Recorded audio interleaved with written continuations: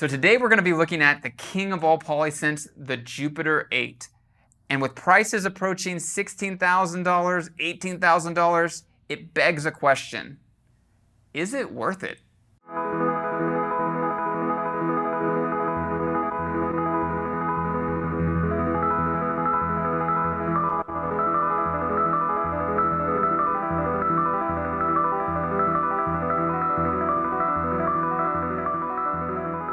Hi, I'm Zach Marr from Alamo Music here in San Antonio, Texas. You can find us online at alamomusic.com.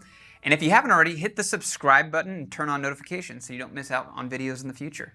So today we're going to be looking at the Jupiter-8, the fattest polysynth ever made. And we're going to be looking at it through the lens of, is it worth it? Prices have gotten extraordinarily high for these. If you look on Reverb or you look on eBay, rarely do you see one for under $15,000. In fact, when I checked this morning, I found two. One was for about $16,000 and one was for $18,500. So is it worth it? This is a piece of technology from 1981. Is that a good investment? Why would someone ever pay that much for a synth that has been out of production for 40 years? So first we need to go into the history a little bit about the Jupiter-8 to kind of understand what it is and where it fits in synth history and why it has the title the king of all polysynths and the fattest polysynth of all time. So the one thing to understand about it is this is part of an era. This synth comes from a moment in history where Sequential and Roland and Moog and Oberheim and Yamaha were all competing to make the best analog synth. And really, the sign for that at the time was polyphony. So how much polyphony could you pack into a board and still have a usable board, and how big and how fat and how feature-rich could you make it? And this was really prior to when synths began to go digital. So this kind of takes place right before the move towards digital synths really started to gain traction and started to kind of change the course of synth history.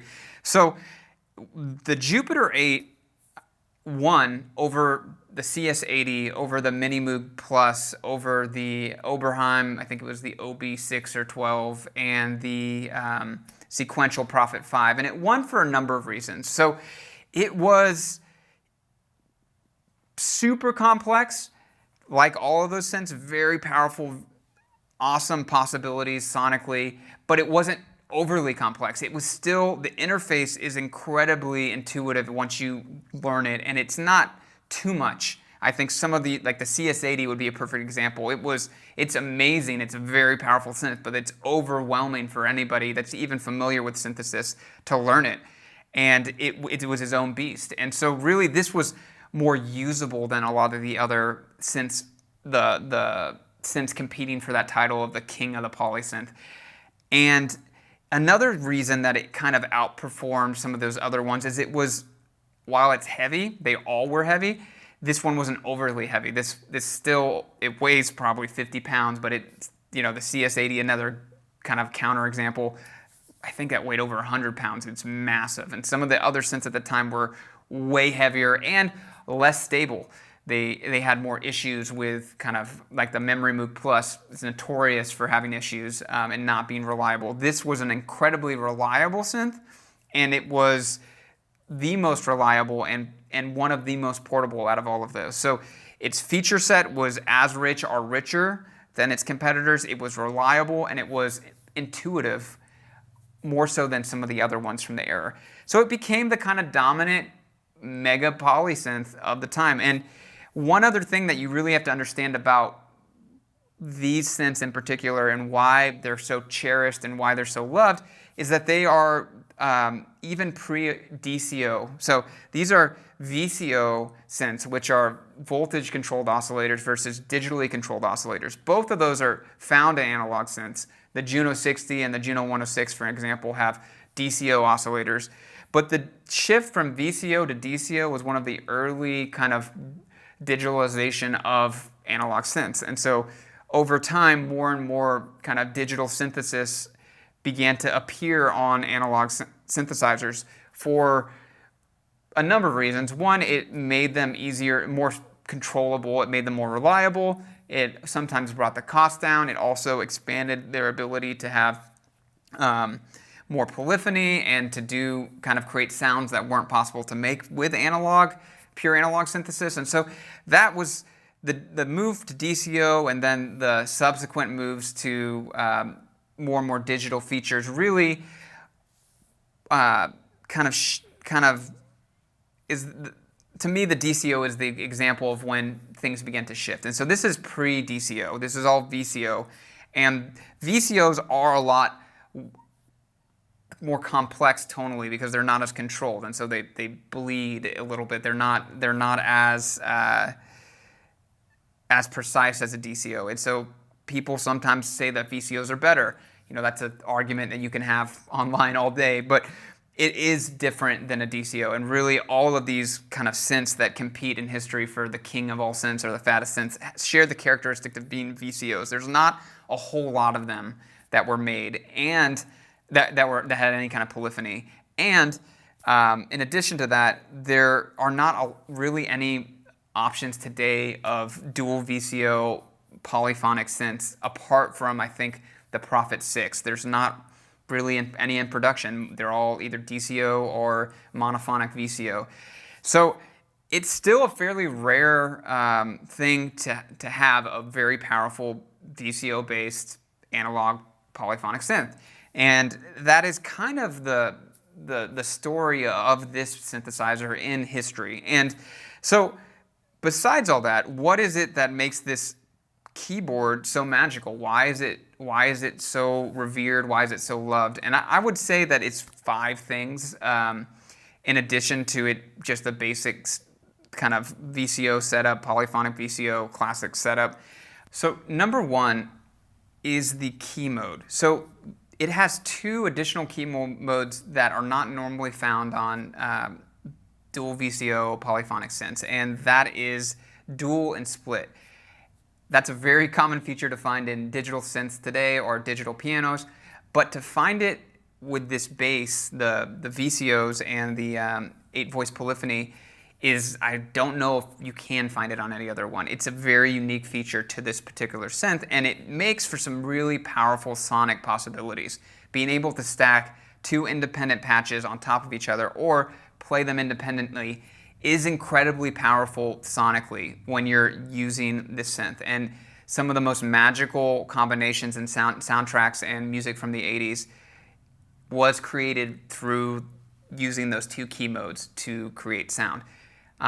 One of the reasons it's possible to create really complex sounds is reason number 2. The LFO can be sent independently to the upper and the lower and create different rhythmic and kind of pulsing possibilities. So you can send and as well as pitch. You can modify pitch and kind of pitch and volume through the LFO, and you can send that independently. Usually it's synced, and so you would be having the same LFO effect on both patches, but you can send the LFO independently and have it have different rhythms.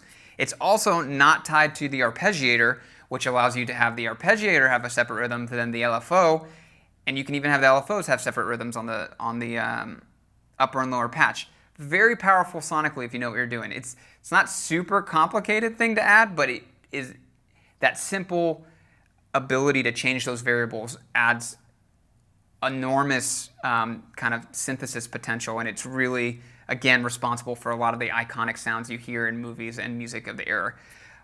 3, the unison mode. The unison mode is also unique, I think, to the Roland King of all synths. But what it does is it takes all 16 oscillators that are in this board and it throws it onto one note. So it's like putting it into a monophonic mode, but it's different in that it sends every single note there, and you can also play it polyphonically. So every note that you add, it splits the 16 among those notes. So if you have 1, it plays 16. If you have 2, it plays 8. If you add 4, it puts 4 notes on each one. And really, you could do some very powerful kind of interesting combinations of chords and bass notes, and again, a classic thing that you hear in music from the 80s. Very powerful, also unique to this specific board. 4, I think I'm on 4, the bender. So the bender is able to be thrown to both VCOs independently as well as the VCF, and there's like 4 or 5 different parameters you can modify right on there, and it's very powerful. I mean, again, it allows, it's not super complicated. You have a bender on a lot of different polyphonic synths, but again, in this configuration, it is a great little design element that they added that allows for great expression when you're using the instrument. And then number 5 is the arpeggiator, which I think is one of the best arpeggiators found on some of the classic Roland synths.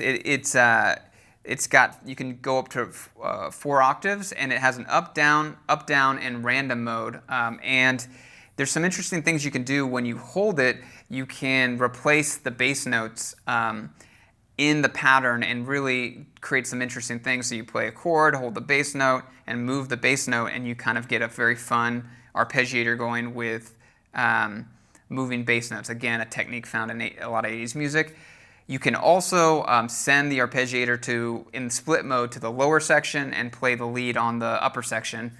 Again, very powerful for kind of sonic creation and music writing. So those to me are the 5 kind of magical things that make this board even more magical, with that core idea being that this is dual VCO, 8-voice polyphony, which is a very hard thing to create and find.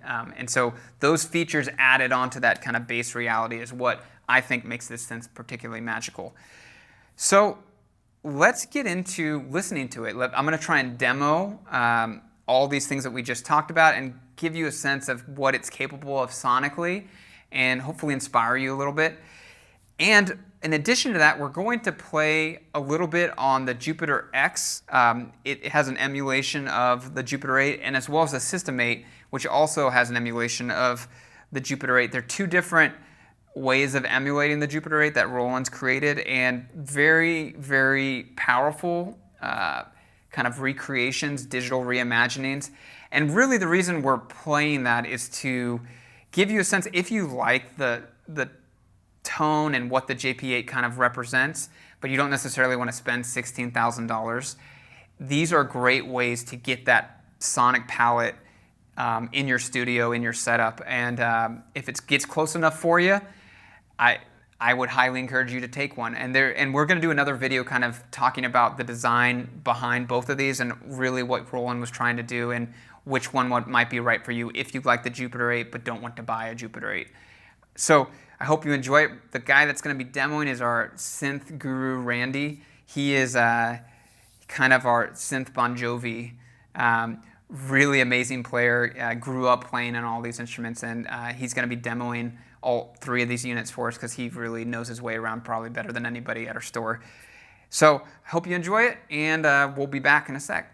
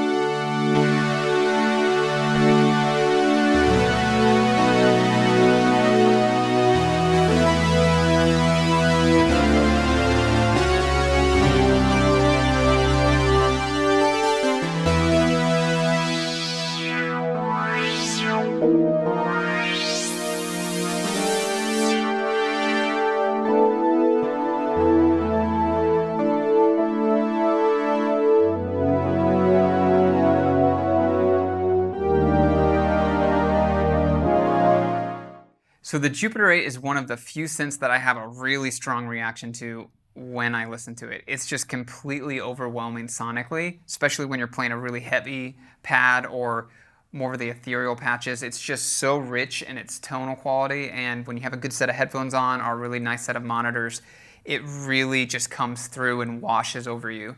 And so the magic of it is really palpable. And I don't know any other way to describe it except magical. It really deserves its title of the king of all polysynths. So I hope you got a sense of its tonal quality in our demo, and also I hope you got a sense of some of the really awesome digital emulations that Roland has created in the System 8 and the Jupiter-X. And maybe a sense for yourself of which you prefer. Can you tell the difference? Do you think it's worth it, the price differential between a $16,000 classic analog synth and a $1,500, $2,500 recreation? I'd love to hear your thoughts below. So my thoughts and kind of conclusion, I give you a couple reasons why I think it might be worth it, or a couple reasons why I think it might not be worth it, depending on who you are. I think ultimately only you can decide for yourself. So reasons why it is worth it, I think it's a piece of history. There's a magic to this instrument being alive for 40 years. It's ages, and even the age affects the tonal quality, and the history of this instrument affects the tonal quality. There's small changes because the sounds are made via analog circuitry. Weather and time affects the sound. And it's interesting that even in the Jupiter-X, there's a setting, an age setting, that modifies the tone as a parameter. Each one of these instruments has a history and a richness to it that's unique to itself. And there's something magical about that you can't find in any kind of recreation, analog or digital. Another reason I think it is worth it is it's still musically relevant. The sounds that you could create with the Jupiter-8 are arguably, in my opinion, not truly creatable in any other way. It has a tonal quality that's unique to it, unique to this instrument in particular. Each single Jupiter-8, I would argue, is a unique voice that can still be used sonically and musically. And when you listen to it, it's a very rich character, and it's a very beautiful character. And so you could still use it in a studio or in songwriting today. It's a very powerful instrument. And you can easily MIDI retrofit it. This one is MIDI retrofitted. Some of the other, they didn't have MIDI at this time. They had DCB, and that was only on some of them, but you can get it to even play nice with a modern setup. And number 3, it's going to hold its value. I would argue that it holds its value on a number of levels, but one, like we already said, sonically, it's valuable for anybody that's interested in songwriting or production. It's valuable as a tool that's unique and really hard to find elsewhere. So it holds its value from a musical standpoint, but financially as well. These, we've seen kind of an exponential rise in classic vintage analog synths, and I don't think the prices are going to go down. It might stay the same, it might not increase more. I think they probably will, but they're not going to get any cheaper. And the cost to recreate a 16 oscillator dual VCO synth today would still be in probably $5,000-$6,000, and so even though it is 3 times more than that, it's would still be an expensive instrument to create today. And so even if it was recreated, someone did a clone, it's not going to exactly clone it because there's age involved, and also who knows if anybody's going to be willing to build a board that's expensive because the market's going to be limited. So I think that these are going to hold their value for the most part. So 3 reasons why you might not want to invest in this and it might not be a good fit. 1, they are classic analog synths, and classic analog synths require maintenance. They go out of tune. They're hard to find parts for. It's its own beast, and there's a cost to ownership that's not just owning it. 2, while you can MIDI retrofit it, you can't USB retrofit it, and so there's some limitations to how connected it can be with a studio setup, and that can be a con for some people. It's not totally integratable in a modern setup. And then 3, there's the cost. There's some real barriers to use. 1, it's so dang expensive. Like you can buy a lot of analog and digital synths for $16,000. You can set up probably a whole studio, a really awesome studio. So it might not be the best investment. The cost to entry with it is pretty high. There might be a lot of other priorities to put before it. And in addition to that, it's not portable really. I mean, you can lug it around and you could arguably perform on a stage with it, but really, given the fact that they break fairly easily and they're prone to issues, probably not the best idea. It's heavy. It's just not that great as a performance instrument. Great in a studio setup. Great if you're just going to keep it in one area, but not really a portable instrument, super portable instrument. So the barrier to use and entry on it is pretty high. So those are, I would say, the 3 things that I would say would make it not worth it for someone. So what do you think? I'd love to hear your thoughts below. Is it worth it? Is it a good investment? For me, I would say yes, but with the caveats of you already have a bunch of great gear in your studio, and you really are jonesing after this piece of history with a unique tool in your toolkit. So I'd love to hear your thoughts. Please share them with us below. If you want to chat, give us a call. You can visit us on alamomusic.com and chat with us there, or email us at yourfriends@alamomusic.com. We'd love to hear your thoughts about this or other classic analog synths. What other videos would you like to see from us? We hope you enjoyed today's video. Please hit the like button, hit the subscribe button. We'd love to continue this relationship and kind of show you more cool things about analog synths. So until we talk next time, signing off.